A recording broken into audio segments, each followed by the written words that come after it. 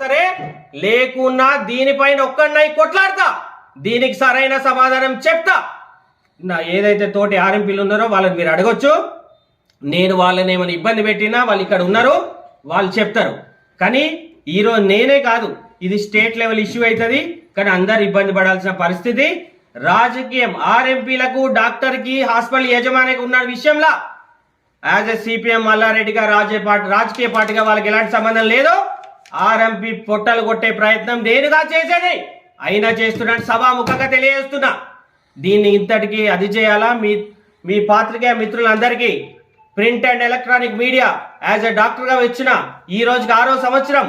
అందరికి వైద్యం మంచికో చెడుకో తెలుసో తెలియక చేసిన, ఏ రోజు ఎవరిని దోపిడీ చేయలే, ఎవరిని అడ్మిట్ చేసుకొని లక్షల ఫీజులు గుంజలే, అనవసరం టెస్టులు రాయలేదు.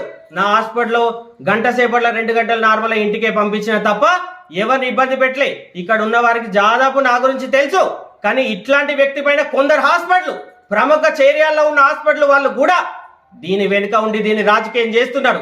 ఇది ఎంతవరకు సమంజసమో చేరియాల ప్రజలు, 4 మండల ప్రజలు, జనగాం జిల్లా ప్రజలు మరియు తోటి పాత్రికేయ మిత్రులు, ఆర్ఎంపీలు అందరూ కూడా దీని గురించి ఆలోచించాల్సిందిగా మిమ్మల్ని మనస్ఫూర్తిగా వేడుకుంటున్నాను.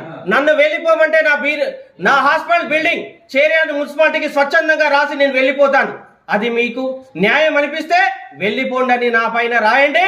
లేదు డాక్టర్ సాబ్ మీరు ఉండాలి అంటే మీరు ఖచ్చితంగా ఇక్కడ ఉండాలని నా గురించి రాయండి. నమస్తే.